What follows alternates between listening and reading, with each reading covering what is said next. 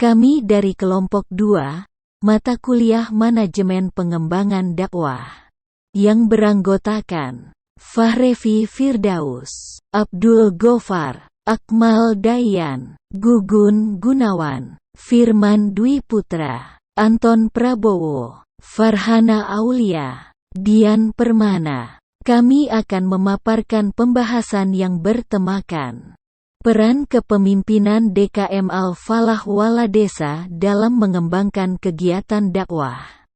Selamat menyimak dan memahami. Semoga bermanfaat. Assalamualaikum warahmatullahi wabarakatuh. Kami dari kelompok 2 akan membahas tentang peran kepemimpinan DKM Al-Falah Waladesa dalam mengembangkan kegiatan dakwah. Kepemimpinan merupakan keterampilan praktis dalam mempengaruhi orang lain agar terciptanya tujuan yang diinginkan. Peran kepemimpinan adalah sentral dan strategis dalam menjalankan sebuah kegiatan. Khususnya peran kepemimpinan dari DKM dalam mengembangkan kegiatan dakwah serta memakmurkan masjid. Sebagaimana firman Allah Quran Surah At-Taubah ayat 18 yang artinya, hanya yang memakmurkan masjid-masjid Allah ialah orang-orang yang beriman kepada Allah dan hari kemudian, serta tetap mendirikan sholat, menunaikan zakat, dan tidak takut kepada siapapun, kecuali kepada Allah. Maka merekalah orang-orang yang diharapkan termasuk golongan orang-orang yang mendapat petunjuk. Dengan hal ini, agar pembahasan tidak terlalu melebar, maka kami melakukan pembatasan masalah pada karakteristik dan ciri-ciri kepemimpinan DKM Al-Falah Waladesa, pelaksanaan kegiatan keagamaan dalam mengembangkan kegiatan dakwah di Masjid Al-Falah Waladesa, dan faktor pendukung serta penghambat kegiatan pengembangan dakwah yang dilakukan oleh DKM Al-Falah Waladesa. Demikian pendahuluan yang dapat saya sampaikan, dan pembahasan lebih lanjut akan dibahas oleh rekan-rekan saya. Assalamualaikum warahmatullahi wabarakatuh. Saya akan menjelaskan tentang hasil dan pembahasan peran kepemimpinan DKM Al-Falah Waladesa dalam mengembangkan kegiatan dakwah. Dalam perkembangannya saat ini, peran dan fungsi masjid tidak sekedar untuk tempat ibadah sholat, namun pada sisi lain masjid juga harus mempunyai kesibukan berbagai kegiatan untuk meningkatkan dakwah bilhal. Dakwah bilhal ini merupakan serangkaian kegiatan dakwah yang bertujuan untuk meningkatkan kesejahteraan dan kebahagiaan hidup umat, baik rohani maupun jasmani. Dalam upaya untuk meningkatkan kegiatan dakwah yang ada di Masjid Al-Falah, Kabupaten Cirebon, Dewan Kemakmuran Masjid atau bisa disebut dengan DKM, serta jajarannya memiliki peran yang sangat vital. Pasalnya DKM lah sejatinya harus mempunyai daya pikir yang luas dalam mengelola dan mengembangkan kegiatan. Baik itu bentuknya sosial maupun keagamaan, seorang ketua DKM harus mampu memberikan pengaruh positif khususnya kepada jamaah, masjid, dan umumnya kepada masyarakat melalui berbagai program kegiatan yang dilakukan. Pada hasil wawancara dengan Bapak Musonib selaku Ketua DKM Masjid Al-Falah Waladesa pada tanggal 14 Mei 2022, yaitu dalam mengembangkan usaha untuk kemakmuran masjid, kami selaku DKM berupaya untuk melakukan yang terbaik dalam memberikan pelayanan secara maksimal kepada jamaah dan masyarakat Waladesa melalui berbagai kegiatan yang sering kami lakukan. Dalam melaksanakan tugas kepemimpinannya dalam mengembangkan kegiatan dakwah, para anggota DKM Al-Falah Waladesa melibatkan para remaja masjid atau yang dikenal dengan Ikatan Remaja Masjid. Ikatan Remaja Masjid ini sudah ada pada tahun 2018. Mereka selalu dilibatkan dalam membantu melaksanakan berbagai macam program kegiatan yang ada di Masjid Al-Falah. IRMAS juga merupakan suatu organisasi yang mempunyai fungsi dan peran yang dalam mengembangkan beberapa kegiatan dakwah yang ada di Masjid Al-Falah ini. Dan juga IRMAS selalu aktif dalam kegiatan yang ada dalam Masjid Al-Falah ini. Sekian dari saya. Assalamualaikum warahmatullahi wabarakatuh. Oke, bismillahirrahmanirrahim. Terima kasih kepada teman-teman saya yang sudah menjelaskan terlebih dahulu perihal tentang kepemimpinan DKM Masjid Al-Falah Wala Desa. Baik, selanjutnya di sini saya akan membahas perihal tentang karakteristik. Yang pertama yaitu kepemimpinan dari masjid sendiri punya 3 kriteria. Yang pertama yaitu sebagai seorang pemimpin harus soleh, karena sebagai pemimpin di satu organisasi ataupun suatu tempat yang disucikan Allah Subhanahu wa taala tidak mungkin adalah seorang ahlul ma'asi. Tentunya dia harus beramal saleh. Kemudian yang kedua, dia harus memiliki pengetahuan ataupun keilmuan yang luas perihal tentang keislaman pastinya, dan juga kemasyarakatan, karena dia akan bersinggungan langsung dengan masyarakat dan harus mampu menyelesaikan masalah yang terjadi baik secara sosial maupun secara permasalahan keislaman. Kemudian yang selanjutnya yaitu dia sebagai seorang pemimpin harus mampu ataupun harus memiliki nilai-nilai manajerial dalam memimpin, Mas. Nah, pastikan seorang pemimpin itu harus punya analisis daripada perencanaan sendiri untuk apa, agar tetap maju gitu kan, agar tetap berjalan dengan baik dan lancar. Nah, dari kepemimpinan DKM Masjid sendiri sih sebenarnya yang ideal itu antara 4 sampai 5 tahun. Tapi memang ada beberapa di masjid yang mungkin belum termanajerial, itu mungkin belum ada batasan waktunya, tetapi yang ideal adalah 4 sampai 5 tahun. Agar apa? Agar program dan progresnya itu berjalan dengan lancar. Kalau 1 tahun, 2 tahun itu mungkin tidak akan terlaksana dengan maksimal. Itu teman-teman. Nah, kemudian selanjutnya gaya kepemimpinan seperti apa sih yang ideal diterapkan di sebuah masjid? Tentunya kalau menurut pandangan kami dan berdasarkan hasil analisis, gaya kepemimpinan yang paling cocok diterapkan di masjid adalah gaya kepemimpinan demokratis, karena mampu merangkul dan menciptakan beberapa suasana kekeluargaan, kehangatan, sehingga musyawarah untuk mufakat itu benar terlaksana. Karena kalau hendak menggunakan gaya kepemimpinan otoriter, mungkin itu berlaku di masjid-masjid yang milik pribadi. Tapi kan ketika dia sudah mewakafkan masjid, otomatis wakaf itu diwakafkan untuk masyarakat dan dikelola bersama oleh masyarakat. Pastinya perlu masukan dan berbagai macam masukan dari luar, tidak hanya sekedar dari satu kepala seperti itu. Jadi harus bisa mengorganisir dari berbagai perbedaan pendapat gitu kan. Nah, jadi yang paling cocok itu menurut saya adalah gaya kepemimpinan demokratis. Mungkin itu saja, sekian dari saya. Terima kasih. Assalamualaikum warahmatullahi wabarakatuh. Ya, baik, perkenalkan, nama saya Firman Dwi Putra. Di sini saya akan melanjutkan materi tentang pelaksanaan kegiatan keagamaan dalam mengembangkan kegiatan dakwah di Masjid Al-Falah Wala Desa. Adanya suatu kegiatan keagamaan yang dirancang atau direncanakan oleh pihak DKM akan mengoptimalkan peran masjid dalam upaya pengembangan dakwah.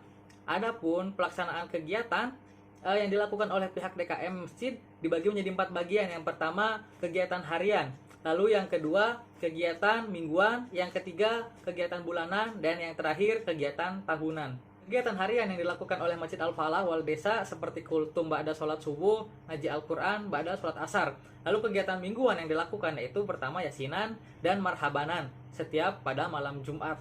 Lalu yang ketiga acara bulanan, yaitu mengadakan acara tabligh di masjid dan biasanya menghadirkan penceramah dari luar desa. Lalu kegiatan yang terakhir atau kegiatan tahunan, yaitu mengadakan kegiatan PHBI seperti Tahun Baru Islam. Nah, dalam rangka menyambut Tahun Baru Islam, pihak masjid bersama pemerintah desa mengadakan pawai obor. Dari semua kegiatan yang ada, seluruh masyarakat mulai dari kalangan muda dan tua sangat antusias dalam mengikuti dan memeriahkannya. Nah, selain yang tadi telah disebutkan, beberapa kegiatan seperti harian, mingguan, bulanan, dan tahunan, pihak DKM atau pengurus masjid membuat suatu program atau pelatihan. Nah, pelatihan ini disebut pelatihan azan, diperuntukkan untuk para pelajar kalangan SD, SMP, dan SMA. Untuk para pelajar SD, para DKM atau pengurus masjid menyerahkan langsung kepada anggota IRMAS untuk membimbing dan mengajarkan kepada anak tersebut. Lalu untuk usia SMP dan SMA, para pihak DKM atau pengurus masjid terjun langsung untuk membimbing atau melatih kepada anak SMP dan SMA tersebut. Nah, dengan adanya program ini diharapkan nantinya anak-anak tersebut semangat dan senang untuk meramaikan masjid dan aktif dalam setiap kegiatan yang diadakan oleh masjid. Dalam mengembangkan semua kegiatan dakwah yang ada di masjid, tidak hanya pada DKM atau pengurus masjidnya saja yang turun berperan aktif, namun semua anggota organisasi remaja masjid ikut turun berperan di dalamnya. Hal ini guna membantu, mempermudah, dan lebih mengoptimalkan peran DKM dalam mengembangkan kegiatan dakwah. Syukronillah, syukur la ilaha illallah wahdahu la syarikalah wa anna Muhammadan abduhu wa rasuluh alladzi la nabiyya ba'da amma ba'du. Baik, di sini saya akan lanjutkan penjelasan tentang artikel yang memuat judul peran kepemimpinan DKM Al-Falah Waladesa dalam mengembangkan kegiatan dakwah. Sini saya akan menjelaskan terkait faktor pendukung dan faktor penghambat ketika penerapan kepemimpinan di DKM Masjid Al-Falah Waladesa. Yang pertama dari segi faktor pendukung adalah semangat para pengurus DKM dalam mengelola kegiatan dakwah di masjid, yang mana mereka sangat antusias baik ketika usul saran di musyawarah ataupun yang lainnya ketika suatu atau akan mengadakan suatu kegiatan, mereka sangat antusias dalam segi baik individunya maupun dalam kelompok yang mana diwadahi dengan konsep DKM. Dan mereka juga senantiasa totalitas untuk mengelola, merancang, serta melaksanakannya. Maka inilah yang menjadi faktor pendukung sehingga Masjid Al-Falah Waladesa muncul semangat dan memancing masyarakat sehingga masjidnya ramai dan dipenuhi kegiatan ketika kegiatan berlangsung. Adapun faktor pendukung yang kedua adalah antusias masyarakat dalam mengikuti kegiatan yang diadakan oleh DKM. Di sini masyarakat juga sangat antusias dengan apa yang diluncurkan program oleh DKM Al-Falah Waladesa. Ini menunjukkan semakin meningkatnya dalam segi mengikuti segala kegiatan, baik kegiatan yang sifatnya mingguan, bulanan, bahkan tahunan. Malah yang paling menonjol dari DKM Al-Falah Waladesa yaitu mereka mampu merancang suatu kegiatan yang mana masyarakatnya selalu mendukung, tidak ada penolakan dan sebagainya. Kemudian yang ketiga adalah tokoh yang ada di DKM Al-Falah Waladesa menjadi sentral bagi kemajuan atau faktor pendukung berikutnya. Karena tokoh ulama di sini menjadi penggerak atau menjadi uswah hasanah bagi masyarakat ketika masyarakat hendak melakukan atau ingin melakukan kegiatan-kegiatan yang diadakan oleh DKM. Sehingga melihat tokoh tersebut yang menjadi uswah, yang menjadi tuntunan, dia akan rela mengikuti kegiatan yang diadakan oleh DKM Al-Falah Waladesa. Adapun faktor penghambatnya yang pertama adalah fasilitas yang masih kurang memadai. Karena di Masjid Al-Falah Waladesa terhitung masjidnya ini tidak tersedianya menjadi memikat atau menampung segala kebutuhan-kebutuhan masyarakat. Sehingga masjid hanya sebagai tempat ibadah saja, tapi tidak bisa menjawab persoalan-persoalan sosial yang ada di masyarakat. Misalkan di masjid tersebut dari segi fasilitas dan segi penunjang-penunjang lainnya, ini masih dirasakan kurang oleh masyarakat. Kemudian yang kedua adalah tidak adanya kotak saran atau kritik dari DKM, sehingga apa yang menjadi kegundahan, apa yang menjadi kegelisahan masyarakat, yang menjadi protes masyarakat terhadap DKM itu tidak tersampaikan. Sehingga program yang diluncurkan ataupun kegiatan yang diluncurkan seolah-olah memaksakan masyarakat untuk mengamini kegiatan atau program tersebut tanpa menyerap aspirasi terlebih dahulu dari masyarakat. Nah, ini menjadi faktor penghambat berikutnya selain fasilitas yang kurang. Bisa jadi fasilitas yang kurang tadi adalah penyebab karena tidak adanya kritik dan saran dari masyarakat. Yang terakhir adalah minimnya dana yang didapatkan oleh DKM Al-Falah Wala Desa. Tentu ini menjadi PR kita bersama bahwa DKM hampir di seluruh Indonesia itu masih kekurangan dana.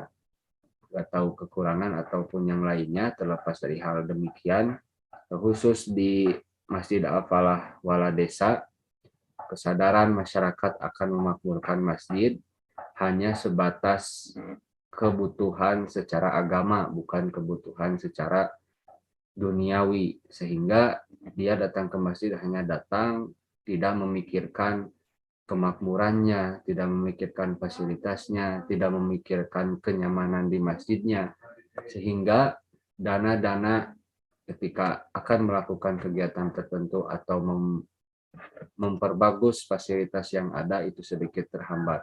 Karena kesadaran masyarakat akan infak, akan sodako itu masih minim.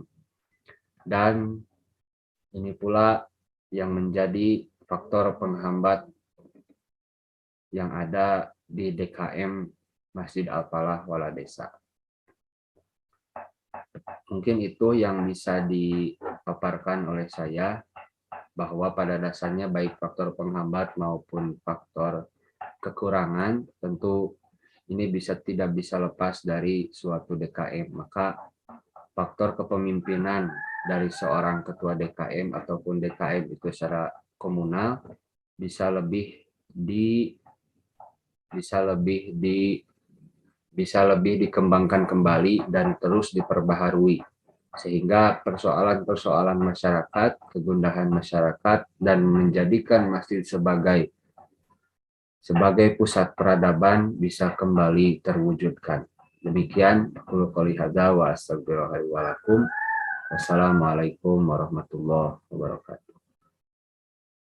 Assalamualaikum warahmatullahi wabarakatuh. Di sini saya melanjutkan penjelasan dari pemateri sebelumnya, yaitu kesimpulan dan penutup. Kepemimpinan merupakan keterampilan praktis dalam mempengaruhi orang lain agar terciptanya tujuan yang diinginkan. Peran pemimpin adalah sentral dan strategis dalam menjalankan kegiatan. Konsep kepemimpinan merupakan salah satu aspek yang sangat menarik untuk dibahas, dikaji, dan diteliti, karena aspek ini paling diamati sekaligus fenomena yang paling sedikit dipahami. Definisi kepemimpinan adalah berasal dari kata leader yang mempunyai arti seorang pemimpin, atau lead artinya memimpin. Kepemimpinan pengurusan masjid yang ideal yaitu dibatasi dengan jangka waktu 4-5 tahun setiap periodenya. Hal ini penting guna melangsungkan kaderisasi kepengurusan yang baru dan membuat suasana yang lebih baik. Dalam pemimpin, DKM harus memiliki sifat terbuka, senang berdiskusi, dan melakukan komunikasi dengan sesama pengurus, stakeholder, jamaah masjid, dan masyarakat sekitar. Apabila masjid sudah dikelola dengan manajemen dengan yang baik, maka kegiatan pengembangan dakwah dapat ditingkatkan serta akan dicapai beberapa kemajuan yang dirasakan nantinya dengan baik mungkin. Cukup sekian dari saya, kurang lebihnya mohon maaf. Wabillahi taufiq wal hidayah. Wassalamualaikum warahmatullahi wabarakatuh.